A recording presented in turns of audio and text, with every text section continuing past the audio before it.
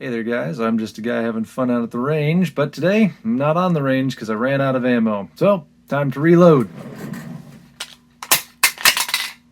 No, not that type of reload, silly me. No, we're actually going to talk about ammo reloading. If you'll recall, I made a video on reloading 300 Blackout on a single stage press, but today I want to talk about progressive reloading. The press we're going to be using is a Lee Pro 1000. Which looks way better than I do, so let's have you look at that instead. So this is a Lee Pro 1000. You may remember this guy here is the single stage press that we were reloading 300 Blackout on with our separate little powder measure for that. This is a 3-stage progressive press, the Lee Pro 1000, and that guy over there, the Loadmaster, which is a 5-stage progressive press. Maybe I'll do a video on that one. It's not my favorite. But the Lee Pro 1000 is what we're going to be looking at today because it's a very inexpensive, very simple progressive loader. So let's look a little bit closer at it. I'm trying to figure out the best place to put you guys so that you can see what's going on. Okay, so just a quick recap, and if you haven't seen my other reloading video, there's a little bit longer explanation in there, but modern firearms use a loaded cartridge. Okay, so here is a 9mm cartridge that in fact has been reloaded. All right. It has 4 basic parts: the projectile out of the front, the case, which is the brass colored piece, the primer in the back, and then inside, which we can't see, is the gunpowder. The hammer or the striker strikes the primer, which ignites the powder inside. The powder burns, and the expanding gas pushes the projectile out the end of the barrel. That's pretty simple. After the firearm discharges, you get a case that looks like this. You have a focus. Come on. Not going to happen. You have a primer that's been struck. It's got a little dimple in it. There's no projectile. There's no powder in there. You're just left with some empty brass. So the basics of the reloading process, we have one station that's going to be decapping or taking out that spent primer and resizing the brass. So that's this first station here, is getting rid of the primer, resizing it. The second station is going to prime. You can see down here on the bottom, this is where it's going to prime, and then fill up with powder up here on the top. As it comes up, it's going to refill with powder.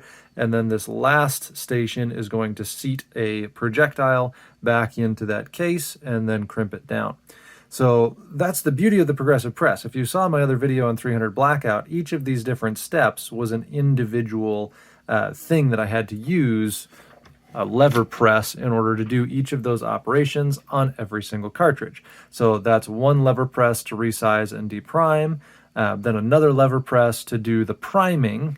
Then I had to fill it up with powder over here, place a projectile on it manually, then another lever press in order to get it to seat the bullet, and then I also used a factory crimp die on that. So another lever press in order to actually crimp the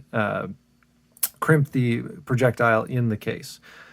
With a progressive press, it allows multiple operations to happen simultaneously. So as I pull this lever down, and I'll let you guys watch the interesting part, you'll notice everything kind of goes up. There's a projectile that's going to be seated there. And right now, right here, I am resizing, depriming one cartridge, filling one cartridge with powder, seating and crimping one bullet. And that's all happening right there. And I can go ahead and push this down, and then it will automatically advance. Throw that guy in there. Each of these guys, make sure my primers are feeding, because that is the worst part of the Lee Pro 1000 is the primer feeding. I'll talk about that more in just a moment.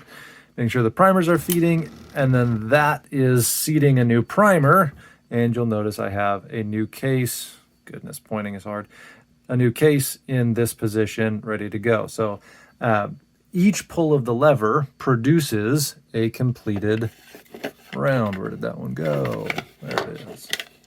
Each pull of the lever produces a completed cartridge. Okay? There's always going to be a cartridge coming off of the line, rather than having to pull the lever multiple times for each cartridge. So this is a significantly more efficient way of loading ammunition. Let me just run through a few rounds so you can see how that process works in real time.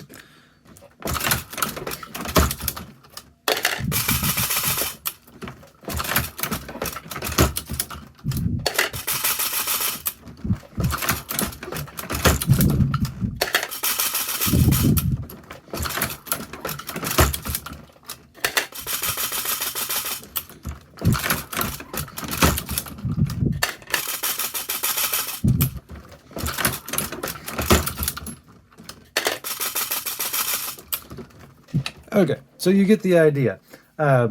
Pulling the lever, you get a round out each and every time.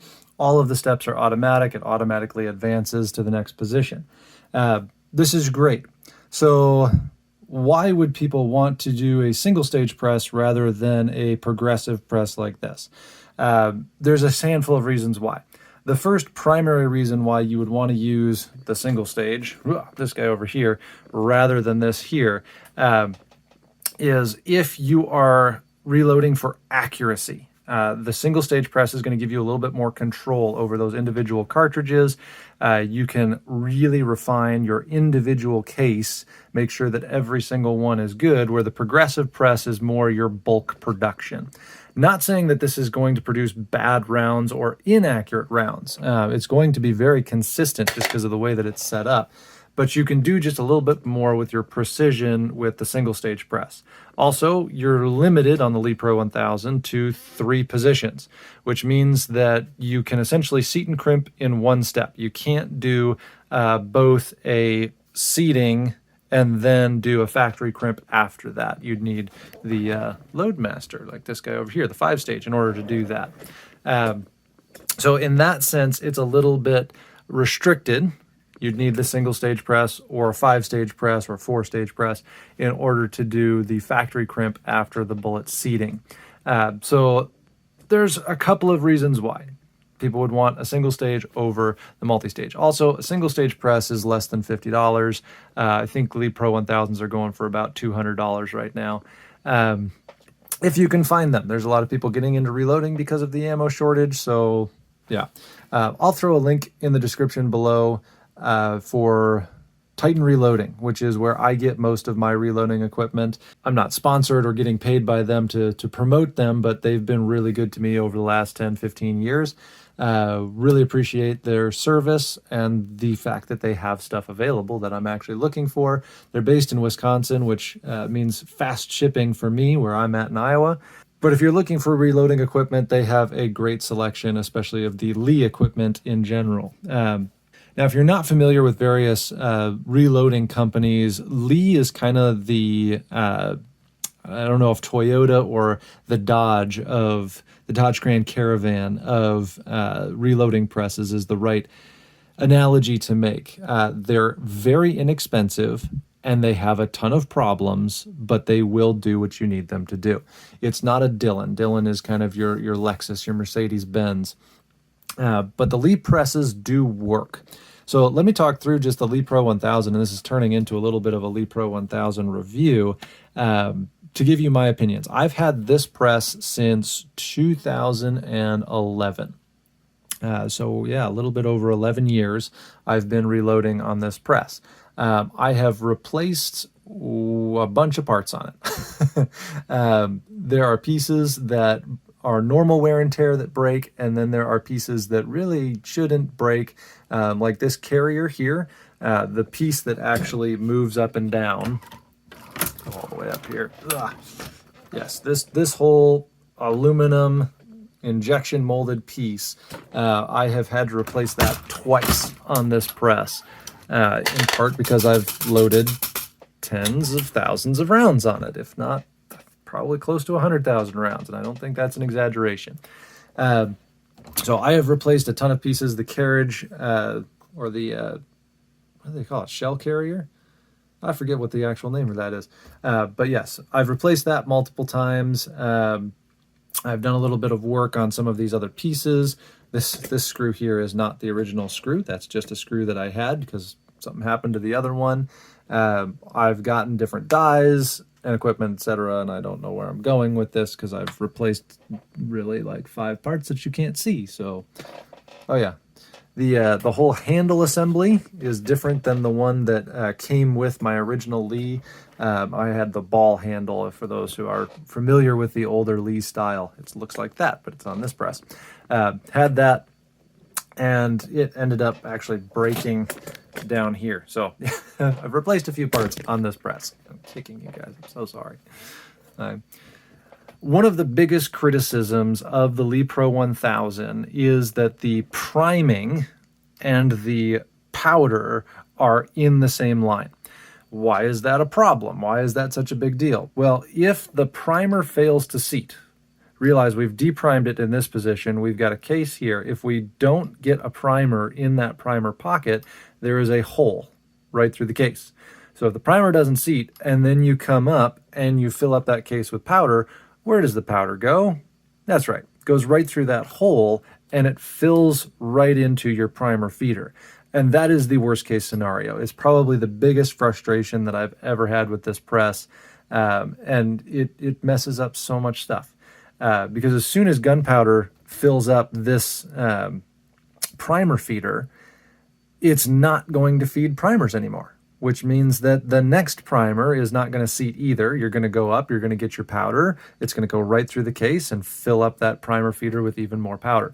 So as soon as you miss one primer, the press is out of commission. You need to stop. You're just going to be wasting powder and projectiles, etc. It's all going to mess up. You essentially have to take this thing down, take out the shell plate, take out the trough here, clean it all out, make sure that it is free of gunpowder and debris, and then it will start working again. But it's a good 15-20 minutes of fixing the problem whenever it fails to prime once. So you'll notice when I'm running this, I'll run it up, and as I'm running down, I pause right here. Okay? This is the spot in the cycle where this case, if I can get you guys to see it, maybe swing over to the other side. There we go. Okay, so this case right here, this is the worst. You good? No? Okay, so this case right here has just hit this little lever, and this is the lever that actually lets the next primer through. So I pause right at that spot. I pause, and I tap this, and you can visibly see, what are you looking at? So I pause right as that case is hitting that plastic piece, and I make sure that these primers have actually moved. Now, sometimes I can just tap it, and I can watch them. They'll kind of move, and then they'll stop, and okay, it's moved all the way down. I have this screwdriver here with a bent piece. Don't know if you'll be able to focus on that. Goodness. I used it to pry something that I shouldn't have, and so it's bent. But it makes this great little hook for making sure that my primers have actually moved all the way into position before I get this guy all the way down. And then there is a tactile feel.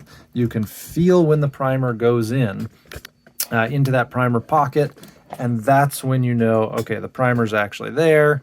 Now I can go up and get my powder and I won't have an issue with that falling through. So that is the biggest criticism of the Pro 1000, is the fact that the priming and the powder feed happen in a line and it can cause serious issues. If you get into reloading, if you get a Lee Pro 1000, pay attention to that. Check each of the different cartridges that are coming off of the line.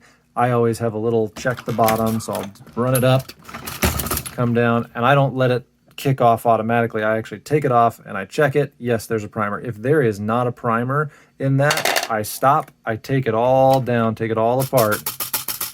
There they are sliding, there they've stopped. Feel it. Yes, that felt good. Okay. I take it all apart, clean it out, make sure it's good, because that's going to be a problem. Now, if you're paying attention, if you're feeling for that priming spot, just like I was there, not a problem. So just in this setup, I've been reloading a couple days now just to try and rebuild some of my supply. I've reloaded now 650, however many that is, 670 or so rounds. And I have not had to take the press apart once. So it has functioned flawlessly as long as I'm paying attention. There have been a couple of times where it hasn't primed the case quite right, or I've had another issue that I've had to deal with, but as long as you pay attention to that, it's not a big deal. So I should also mention that this is not entirely a stock Pro 1000 as it comes out of the box configuration. You may have noticed the big red case collator up at the top. So this is just a little trough that holds all of your brass, and it helps the brass go into the 4 different tubes, which then feed the case feeder. Okay, the case collator doesn't come by default on the Pro 1000, but it is worth adding. Otherwise, you're just sitting here dropping pieces of brass into the various tubes here, and it's a little tedious. The other thing that's different than stock is the bullet feeder attachment. Now, the bullet feeder attachment for 9mm is not necessarily a desirable attachment. I'm using it because right now I'm reloading projectiles. These are from Barry's Manufacturing. Come on, focus. So these are from Barry's Manufacturing. These are their thick plate, hollow base, flat point, 124 grain 9mm. Usually I use these for 357 SIG, but they also work pretty well for 9mm, 124 grain, so they are a little bit more reliable. And the reason that I mentioned that I'm using flat points in particular is because this bullet feeder assembly for 9mm cartridges, or for 9mm projectiles, does not do well with your typical round nose 9mm. They don't hold well in the bottom here. Where they sit, can I get you? Yeah. So you can see that little flat point round. Whoosh, there we go. So that little flat point round is sitting there ready to be grabbed and then put into the next cartridge.